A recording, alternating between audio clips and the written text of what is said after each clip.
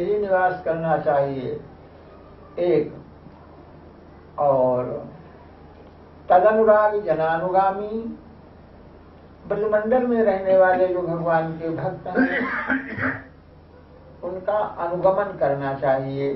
जिस साधन से वे चलते हैं, जिस साधन का उपदेश देते हैं, वह साधन करना चाहिए, उनकी सेवा करनी चाहिए। अनुगामी होने से उनके बताए सिद्धांत का अनुकरण करना चाहिए, उनकी सेवा करनी चाहिए। धाम में रहने के बाद भी अगर धाम में रहने वाले संत महात्माओं की सेवा न की जाए और उनके बताए हुए मार्ग पर न चला जाए तो धाम में रहने का लाभ नहीं होता है। धाम में रह करके यहाँ वृंदावन के रसिक अथवा जो भी धाम है वहाँ के जो संत जन हैं, उन संतों के बिना धाम की महिमा का पूरा बोध नहीं होता है। संत महात्मा लोग कहाँ कौन सा मंदिर है, मंदिर का क्या इतिहास है, ये सब बातें यहाँ के रहने वाले संत ही बताते हैं। तो जब उनके अनुगमन करेंगे, उनके पीछे चलेंगे, उनकी सेवा करेंगे, तो धीरे सत्संग करेंगे, तो धीरे धीरे धीरे धीरे सब वस्तु का जो ज्ञातव्य वस्तु जो है, जो जानने चाहिए, उसका सबका ज्ञान होना चाहिए। स्वच्छंद साधन की विधि नहीं है। हर समय अपने सिद्ध गुरु के अनुकरण की बात है, उसके पीछे पीछे चलने की बात है। क्योंकि साधन करते करते साधन में विघ्न आ जाता है, मन में उलझन पैदा हो जाती है, कोई संदेह हो जाता है। योगी साधन करता है, प्राणायाम चढ़ाता है, करता है, तो साधन में विघ्न आ जाता है। तो सिद्ध गुरु जो है समाधान करता है, सिद्ध गुरु समाधान करता है। कौन सा संकट आ गया, क्या हो गया, तो उसका कभी कभी योग करते करते रोग होने लग जाता है। तो अगर किसी का अनुगमन नहीं होगा, कोई सिद्ध गुरु नहीं होगा, तो योग सिद्ध नहीं होगा। क्योंकि योग से रोग पैदा हो जाता है। थोड़ी सी गलती हो गई तो योग की जगह पर रोग हो गया। अब सिद्ध गुरु रहेगा तो उसकी शरण में जाएंगे तो वह उसका समाधान कर देगा, दोष को दूर कर देगा। इसलिए भगवान के धाम में रहना चाहिए और धाम में रह करके धाम के निवासी रसिक प्रेमी भक्त उनका अनुगमन करना चाहिए। तो वे धाम के रहस्य को बताएंगे, भगवान की लीलाओं को बताएंगे। क्योंकि बाहर से आने वाला जल्दी धाम की लीलाओं का उसे अनुभव नहीं होता, उसे पता नहीं रहता है। धाम में जो रहते हैं तो उनको अनुभव रहता है, उनका लीलाओं का उनका पता रहता है। इसलिए धाम में रह करके भगवान के भक्तों का अनुगमन करना चाहिए, उनके अधीन रह करके साधन करना चाहिए, स्वतंत्र साधन नहीं। अधीन रह करके कोई ग्रंथ पाठ कर रहे हैं तो एक संदेह हो जाएगा, इस शब्द का अर्थ क्या है, इसका भाव क्या है, इसलिए उसकी जरूरत उससे पूछना पड़ेगा। तो हर साधन में अनुगमन की आवश्यकता है। गुरु महाराज जिन्होंने दीक्षा दिया है वे विराजमान हैं, उनका अनुगमन करें। और यदि वे नहीं है तो जो भी धाम के सिद्ध लोग हैं, भक्त लोग हैं, उनका अनुगमन करना चाहिए। क्योंकि वहाँ उपदेष्टा एक गुरु है, मंत्र देने वाला। इसके बाद साधना संबंधी, धर्म संबंधी उपदेश देने वाले अनेक गुरु हैं, उनसे शिक्षा लेनी चाहिए, उनसे उपदेश लेना चाहिए और धाम में निवास रखना चाहिए। अब हम धाम में सदा नहीं रह सकते हैं, हमारा धाम से बाहर गृहस्थ है। तो जो अपना गृहस्थ है, जो अपना घर है, उसमें भगवान विराजमान है, उसमें कोई संदेह नहीं। और जब भगवान विराजमान है तो वह भगवान का धाम हुआ, वह मंदिर ही हुआ। जहाँ पर भगवान विराजमान हो जाते हैं वहाँ वो भगवान का मंदिर हो जाता है। पीपा जी ने भंडारे में ले जाकर के देवी की मंदिर में अपने ठाकुर को बैठा दिया, तो देवी वहां से भाग गई। तमोगुणी देवी भाग गई, देवी भगवान की भक्ता होती तो रही जाती, तो तामसी देवी थी इसलिए वहां से निकल करके चली गई। तो भगवान का जहाँ धाम होता है, भगवान की जहाँ पूजा होती है, वहाँ तामसी तमोगुणी शक्तियां वहां नहीं रह जाती, वहां से निकल जाती हैं। तो वह भगवान का धाम, भक्तों का घर, भगवान का घर होता है।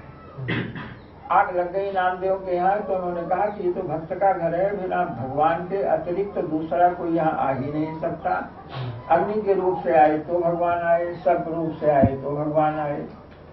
इसलिए अपना जहाँ धाम है, निवास स्थान ठाकुर जी ने दिया है, आपके घर में, भक्तों के घर में भगवान रहते हैं, इसलिए वह भक्त अपना घर न होकर के वह भगवान का मंदिर है। और अब थोड़े मन के भाव को बदलने की आवश्यकता है। हम उसे व्यवहार जगत में तो हमारा मकान है, लिखा पड़ी है, हमारा मकान है, ऐसा खूब कहो, हमारा मकान है खूब कहो, इसमें कोई संकट नहीं। लेकिन भीतर मन में यह समझना चाहिए कि भगवान विराजमान है, तो यह मकान हमारा नहीं भगवान का है। और भगवान सबके मालिक हैं, जितनी वह सृष्टि संपत्ति जो कुछ है सबके मालिक भगवान हैं। और यहाँ तो स्वयं भगवान विराजमान है, तो इस घर के, हमारे परिवार के सबके मालिक भगवान हैं। तो हम यहाँ इस रह रहे हैं तो भगवान के धाम में रहे, जहाँ भगवान विराजमान है वहाँ रह रहे हैं, तो भगवान के धाम में रह रहे हैं। और अनुकरण करने के वास्ते घर के अपने जो पिता माता, और कोई ऐसा स्थान नहीं है जहाँ ज्येष्ठ श्रेष्ठ भगवान के भक्त न हो। तो उन भक्तों के बीच में उनकी आज्ञा मानते हुए उनकी सम्मति से चलना चाहिए। भगवान के भक्त सब जगह मिल जाते हैं, केवल हमको खोज नहीं है, नहीं तो भक्त सब जगह हैं। गाय भक्त होगी, बैल भक्त होगा, कुत्ता भक्त होगा, ये सब सीधे साधे होते हैं, देखने में पशु दिखाई पड़ते हैं, लेकिन इनमें भी सरल प्रकृति के होते हैं, तो वे भगवान के भक्त होते हैं। तो उन सबसे प्रेम करते हुए अब अपने से जो बड़े बूढ़े लोग हैं उनकी सम्मति से सन्मार्ग पर चलते हुए कारण नए समय बिताना चाहिए। कितना समय बिताना चाहिए? तो अखिलम, मैंने सारा जीवन इस तरह से रह करके बिताना चाहिए। ये सब उपदेशों का सार है। लोग व्यवहार अपनी जगह पर सब होते रहेंगे, इसका अर्थ यह नहीं है कि हम खेत में काम न करें, व्यापार में काम न करें। सब कुछ को करते हुए मन में भाव परिवर्तन हो जाए कि जो कुछ हम कर रहे हैं भगवान के आदेश से कर रहे हैं, भगवान के लिए कर रहे हैं, संतों के लिए कर रहे हैं। मन का भाव केवल इतना बदला रहे तो सारी बातें जो है वह सुधर जाएंगी। और जब हम भगवान को आत्मसमर्पण करते हैं तो भगवान हमारी रक्षा करते हैं। और कृपा की बात है कि कृपा करो, दया करो, तो दया करने के लिए तो ईश्वर हर समय तैयार है, सन्नद्ध है। वो देखता है मैं किसके ऊपर दया करूं। अपने दया के जो पात्र हैं उनको वह ढूंढता फिरता है दया करने के लिए, क्योंकि एक संसार का पिता माता सर्वश्रेष्ठ संत